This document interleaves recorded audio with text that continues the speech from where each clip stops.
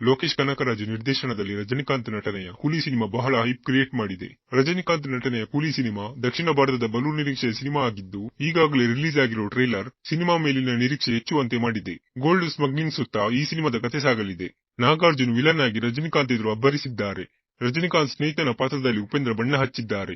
Trailer ನಲ್ಲಿ ಕೂಡ ಸಿನಿಮಾದ ಕಥೆಯ ಬಗ್ಗೆ ಹೆಚ್ಚಿನ ಸುಳಿವು ಸಿಕ್ಕಿಲ್ಲ. ಸಿನಿಮಾದಲ್ಲಿ ಹಲವಾರು ಶಿಳ್ಳೆ ಚಪಾಳೆ ಗಿಟ್ಟಿಸುವ ಎಲಿವೇಶನ್ ದೃಶ್ಯಗಳಿವೆ ಎಂಬುದನ್ನು ಈಗ ಬಿಡುಗಡೆಯಾಗಿರುವ ಟ್ರೇಲರ್ ಹೇಳುತ್ತಿದೆ. ಅದಕ್ಕೆ ತಕ್ಕಂತೆ ಕೆಲವು ದೃಶ್ಯಗಳನ್ನು ಟ್ರೇಲರ್ ನಲ್ಲಿ ಸೇರಿಸಲಾಗಿದೆ. ಅಮೀರ್ ಖಾನ್ ಹಾಗೂ ಉಪೇಂದ್ರ ಅವರ ಆಕ್ಷನ್ ಸೀನ್ ಗಳು ಟ್ರೇಲರ್ ನಲ್ಲಿವೆ. ನಾಗಾರ್ಜುನ ಅವರಂತೂ ಸಖತ್ ಸ್ಟೈಲಿಶ್ ಆಗಿ ಕಾಣಿಸಿಕೊಂಡಿದ್ದಾರೆ. ಕೂಲಿ ಚಿತ್ರದಲ್ಲಿ ಭಾಷಾ ಸಿನಿಮಾ ನೆನಪಿಸುವ ಫ್ಲಾಶ್ ಬ್ಯಾಕ್ ಎಪಿಸೋಡ್ ಕೂಡ ಇರಲಿದೆ. ಕೂಲಿ ಚಿತ್ರದಲ್ಲಿ ರಜನಿಕಾಂತ್ ಬಸ್ ಕಂಡಕ್ಟರ್ ಹಾಗೂ ಉಪೇಂದ್ರ ಬಸ್ ಡ್ರೈವರ್ ಆಗಿ ನಟಿಸುತ್ತಿದ್ದಾರೆ ಎನ್ನಲಾಗುತ್ತಿದ್ದು, ಟ್ರೇಲರ್ ನ ಒಂದು ಫ್ರೇಮ್ ನಲ್ಲಿ ಉಪೇಂದ್ರ ಬಸ್ ಎದುರು ಫೈಟ್ ಮಾಡುವ ಸನ್ನಿವೇಶ ಇದೆ. ರಜನಿಕಾಂತ್ ಅವರ ಫ್ಲಾಶ್ ಬ್ಯಾಕ್ ಸನ್ನಿವೇಶದಲ್ಲಿ ಕೂಡ ನೀಲಿ ಬಣ್ಣದ ಯೂನಿಫಾರ್ಮ್ ನಲ್ಲಿ ನಟಿಸಿರುವಂತೆ ಕಾಣುತ್ತಿದೆ. ಇದೇ ಈಗ ಇಬ್ಬರ ಪಾತ್ರದ ಬಗ್ಗೆ ಚರ್ಚೆ ಹುಟ್ಟುವಂತೆ ಮಾಡಿದೆ.